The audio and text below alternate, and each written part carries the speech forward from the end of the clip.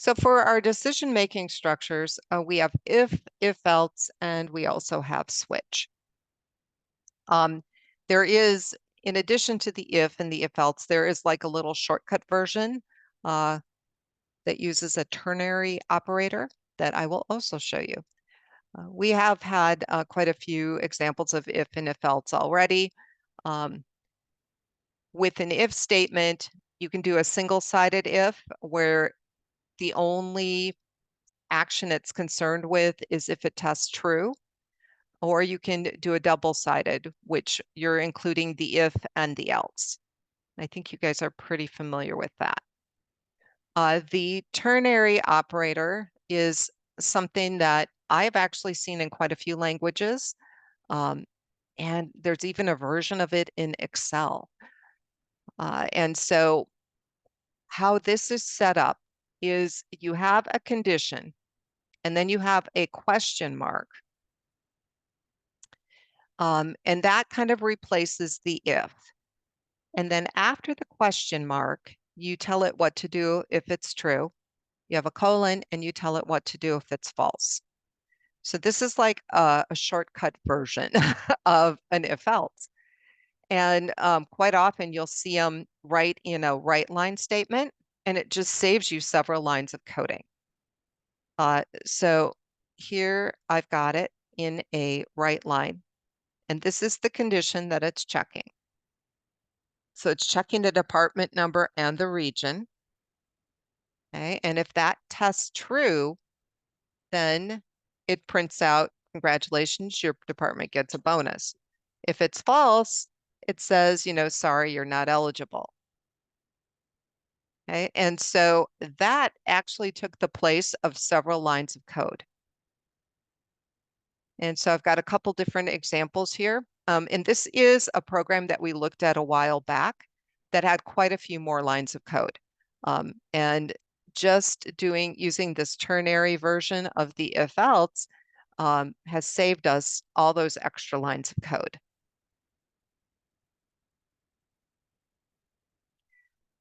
The switch structure works great for menus.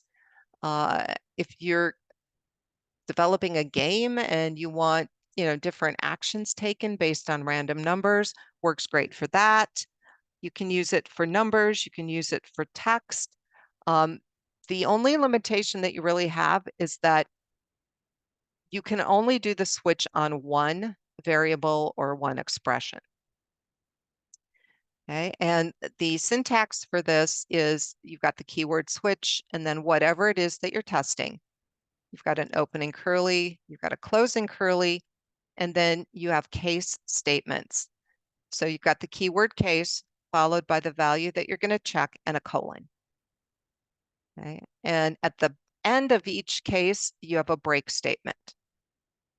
And then in between are the statements you're going to execute. And there are no curly braces in this inside your cases. It's just the statements you execute and a break. The case, the structure, the switch structure can also have a default case.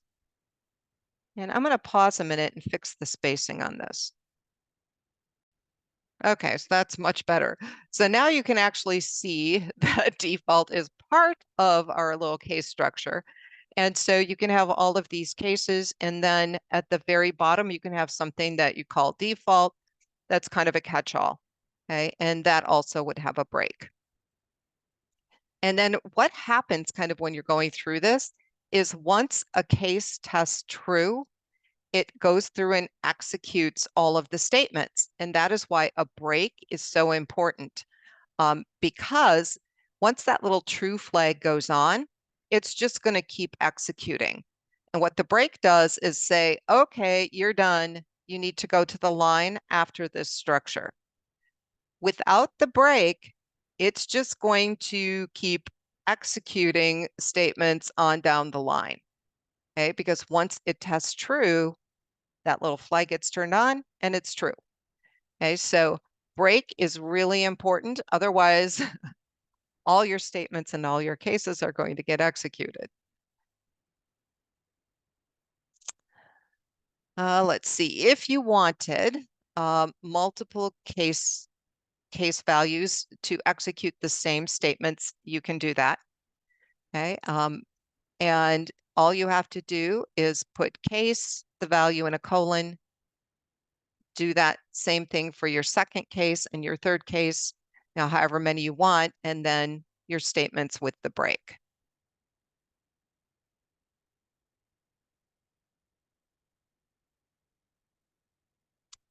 Now, normally when I code a case, I do it vertically. I mean, for me, that is just how I'm used to seeing them, and it makes perfect sense. Here you can see we're checking colors. These are strings, and we're doing multiple strings for the same statements that we're executing. There is an alternate way that you could code this. I mean, you could go horizontal, straight across, if you didn't have a lot of statements to execute. I would never code it that way. To me, that is way harder to read. Okay, but that kind of comes down to personal preference. Here is another example, and this is kind of a short switch structure, but I would still do it vertically just because for me, that is really easy to read. Now, a lot of people get confused. When do I use a switch and when do I use a nested if else? I would use a switch anytime you're going to check one value because it's just very clean and pretty straightforward. The nested if else works really well if you need to check multiple values or if the values that you're checking are dependent on each other. Okay, so here is a little example with a menu. Although I would probably use a switch for a menu. But if the menu option wasn't a 5, we're checking to see if it was a 1. If it's not a 1, we're checking for a 2. If it's not a 2, we're checking for a 3, checking for a 4. And then if it's not a 5 or 1, 2, 3, 4, they made a bad choice. So we basically tell them that.